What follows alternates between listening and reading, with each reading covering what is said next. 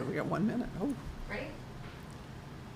The U.S. Supreme Court is deciding case by case the future of your religious freedom. We'll talk about what these 9 justices just decided and what's coming up soon. Hi, I'm Stuart Shepard, and this is First Liberty Live. If you've been enjoying these episodes that we do, and you like the things that we talk about and feel that it makes a difference for our country, would you do us a favor? Click like and also share these with your friends. That's how we meet new people, and it's also how we get the word out. So if you just do that, just share it along on your social media, we would be very thankful for that. Our guest today is Chief Legal Officer Jeff Mateer of First Liberty Institute. You're also an Executive Vice President. I should give all of your titles. Thank you for being here with us today. Yeah, I'm also a father, husband, got several other titles, but it's great to be with you. We should all wear name badges with Yeah, all that on there. exactly. Chick-fil-A, the employees, have their occupations underneath. We should do that here. Yeah, absolutely. Yeah, mine would say no one knows. So, hey, the Supreme Court just wrapped up the current term, and there were a couple of big religious liberty cases that we were keeping an eye on. The first one that I want to talk to you about involves California, which the government wanted to get a sneak peek inside the donor lists of nonprofit organizations there, and that created quite a stir. Tell us how that one went, what came out of it. Really important case, and the good news is it went our way. Yeah. A case that was brought by the Americans for Prosperity Foundation, and they were challenging a law by the state of California, which required the nonprofit to disclose, all nonprofits to disclose its donors. Yeah. So very, very troubling.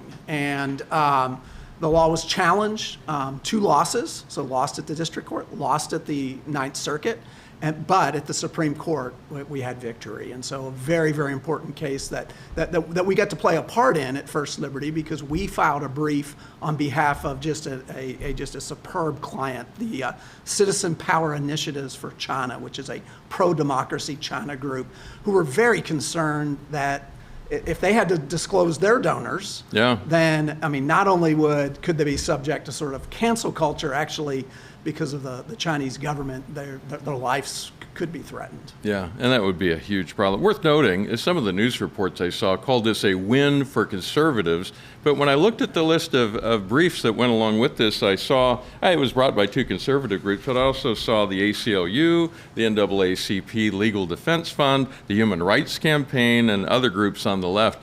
Nobody liked this law except government officials. I mean, that's right, except California, and actually Kamala Harris and Becerra, both of them were AGs in California, attorneys general in California, who enforced this law. So it's very, very, very troubling. And I think this is one that had broad support from the nonprofit community, whether it be conservative or liberal. I think one of the things, cautions, is it's a 6-3 case, Stuart. So only 6 justices, we had the 3 liberals voted to uphold this law. Yeah. So an important case, nevertheless. It's good to know where they stand on that. The next major decision I wanted to hear from you about involved, it came out of Philadelphia. It involved faith-based foster care agencies, specifically Catholic Social Services. They've been working with a contract with the city for 50 years, finding placements for children who need a place to be, and this also went in a good direction. Yeah, I mean, this is a very, very, probably the most important decision of this last term. Yeah.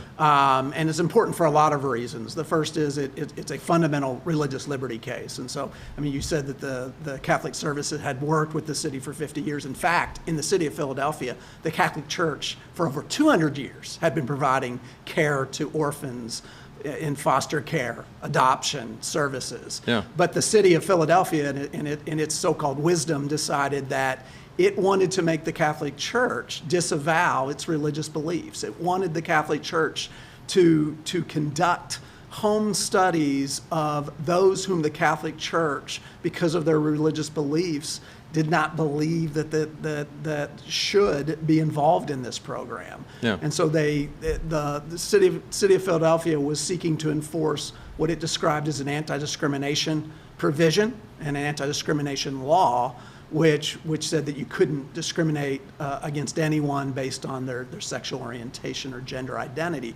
And what the Catholic Church has said is, look, for the folks we place, the folks we work with, we can't violate our religious beliefs. We believe in marriage between one man and one woman. And marriage is marriage, because they also wouldn't place children with unmarried couples. I mean, I think that's important. They weren't just saying not same sex. They were saying, we're not going to place it with someone who violates our beliefs concerning marriage. So if you weren't married, then we weren't going to place children. And if you were in a same-sex marriage, because that violates their beliefs, we weren't. And so a very core belief for the Catholic Church. And again, this is one in which two losses. They lost at the district court in Philadelphia and then lost at the Third Circuit. So an important case to go up. They lost at those lower courts because the courts applied something called the Smith test, which comes from a case from 1990, which said, Justice Scalia wrote the opinion, which said that generally applicable and neutral laws are not subject, if you have a law that's generally applicable and neutral, then you don't have a religious liberty. There is no religious, for instance, there's no religious liberty claim against speeding laws. Right. And Scalia was writing, I mean, I think if you look at it from a scholarly aspect, I'm not a scholar, but my understanding is that he was acting on principle, saying don't expect the courts to do this for you. This needs to be done legislatively if you want this kind of thing to happen.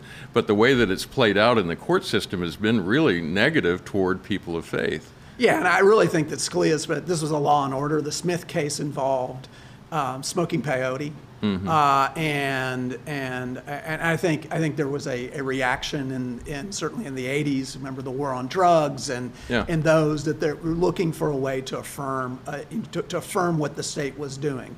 Of course, here in Fulton, you've got the Catholic Church trying to live out its values that it's had for over 200 years. And 200 years find in homes America. for children. I mean, that's what the case is about. And the thing in the case is some interesting facts that we learned about the case in Fulton was that no same-sex couple had ever come to them asking to be placed. Yeah. So this is almost like, in a way, almost a setup, and the city looking for a problem because some activists complained, and then the city acted, and the city's actions, resulted in Catholic services getting out of the program, and absent being able to sue. And what we do know is across the country, many religious organizations, both Catholic and Protestant, are abandoning this field, a field that's really important. I know just from my time at the Attorney General's office, I mean, one of the problems that Texas faces is overwhelming numbers of foster care kids. Yeah. I mean, we really do have a foster care crisis in this country. And so in the wisdom of Philadelphia, you're going to eliminate one of the largest providers whose people have won award after award. Actually, there were three. The name Fulton, I got the question one, why is it called Fulton? Why isn't it Catholic Charities? And the reason is Fulton were foster care moms who were seeking to participate, who were faithful Catholics who had been placed through the program through the Catholic Church. Yeah. And they were award-winning. I mean, they had been honored in prior years, and that these wonderful people who just wanted to serve children. And you have the city of Philadelphia saying, nah, we don't want you. We're gonna cut you off. And so the good in this case is 9 Supreme Court justices.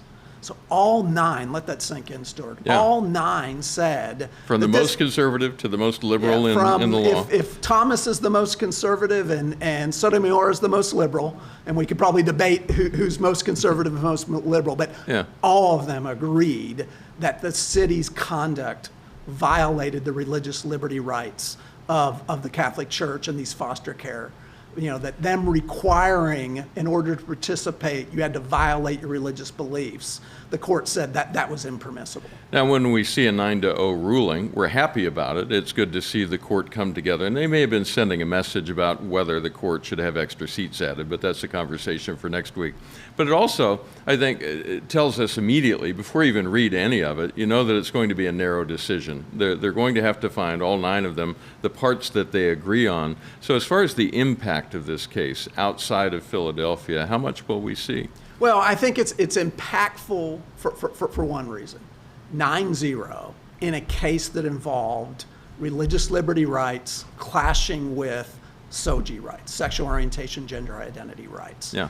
After Obergefell, after Bostock, those are the 2 Supreme Court decisions that Obergefell gives us same-sex marriage. Right. Bostock gives Title VII protection Yeah. to SOGI, to sexual orientation, gender identity claims. After those cases, this is the first time we see religious liberty coming in direct conflict with so-called SOGI rights. Yeah. And religious liberty wins, and it doesn't just win 5-4. It doesn't just win 6-3. It Right. wins 9-0. So I mean that's the most important takeaway. Now, the court, and moving on to the next one, the court turned away a request to hear a case involving a florist. She had turned down a request to create a custom arrangement for a same-sex ceremony. And there was a lot of attention on this case, Barronelle Stutzman, as it went up, and it was kind of disappointing to see it turned away. What was your reaction? Well, as pleased I was with a 9-0 decision in the Fulton's Philadelphia case, Yeah. I was just as displeased that the court decided not to take the Arlene Flowers case. I've actually had the chance to meet Barronelle Stutzman, and like a lot of our clients, I mean, just a wonderful woman who's just, I mean, she just wants to have her business, in this case, a flower shop. Yeah. She serves everyone. Well, and the couple that this whole challenge came out of have been clients of hers for almost a decade. She had served them, and not only served them, if you hear the story, and again, like many of our clients, she served them and loved them.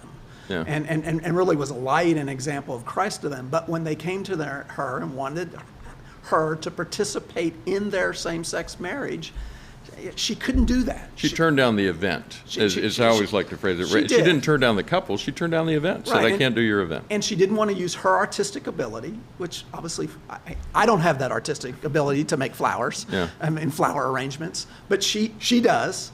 And she just in good conscience, based on her religious beliefs, couldn't do that. And so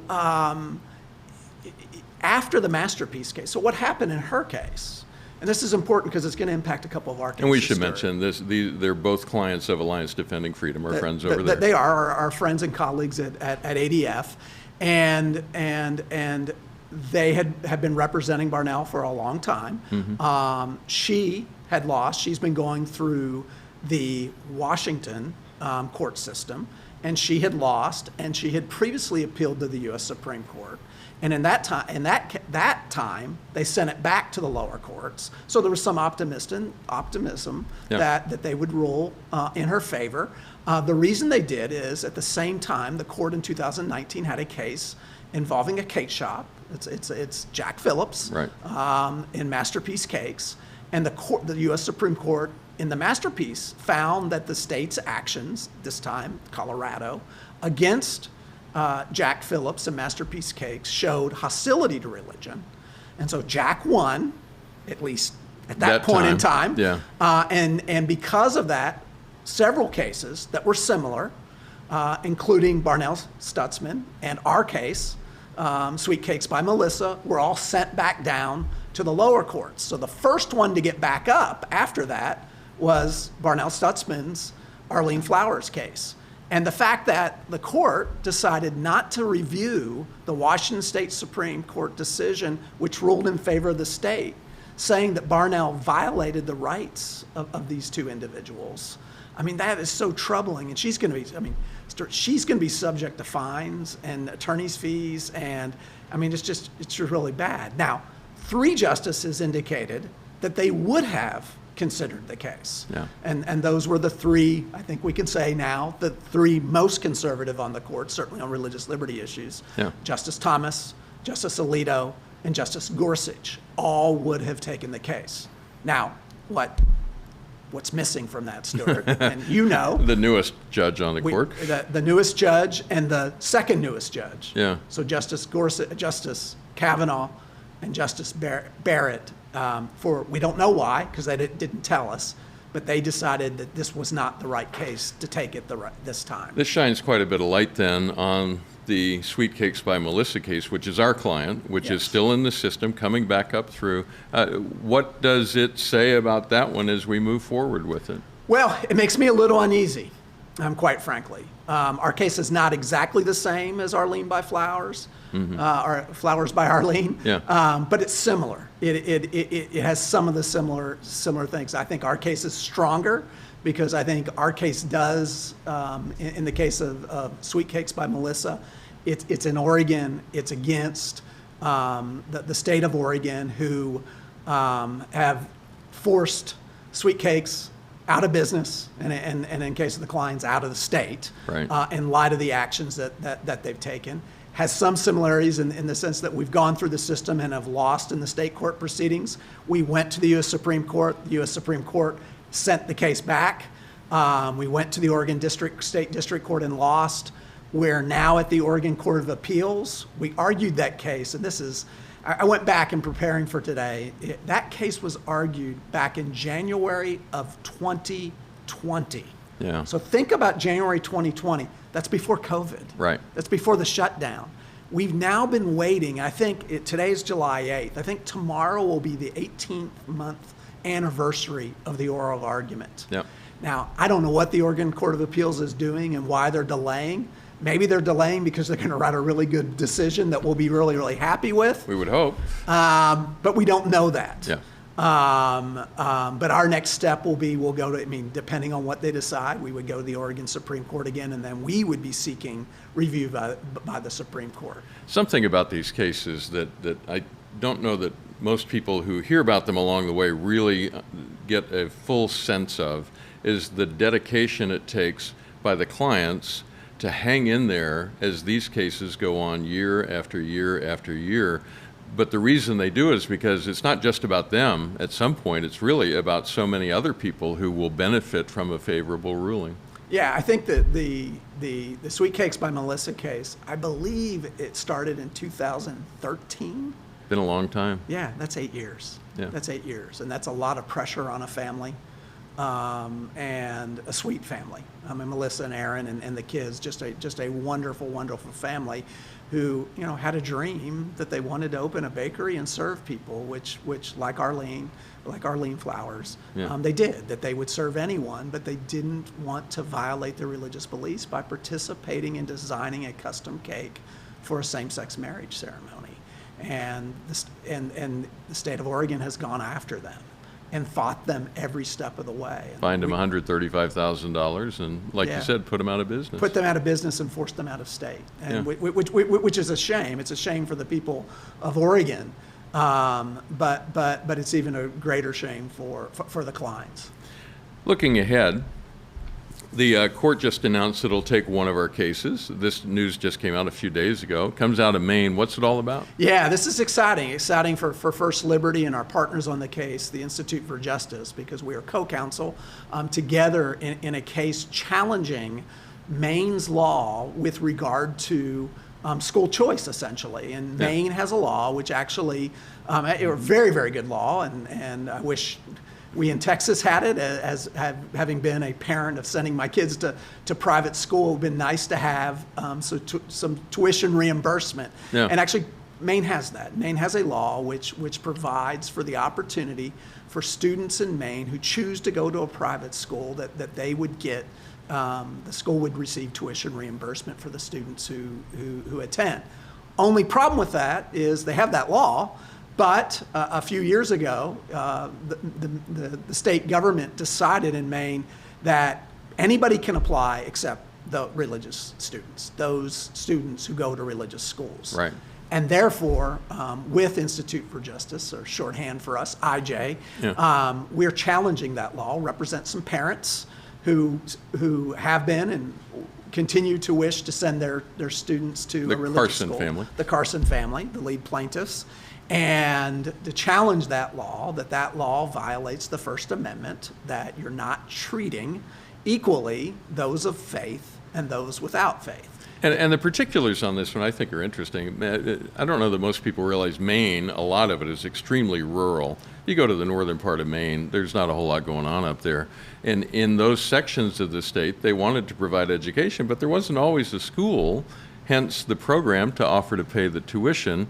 And of course, that's where they ran into this, oh great, now the tuition is going to children whose families choose to go to a religious school. And the key there, I think, really is, it's the family choosing where it goes.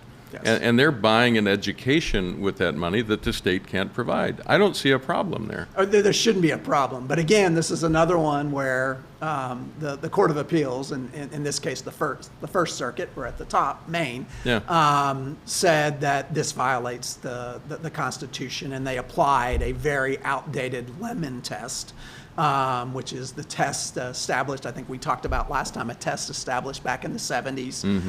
That's probably, if free exercise and the Smith tests have been criticized, the Lemon test has even been criticized more.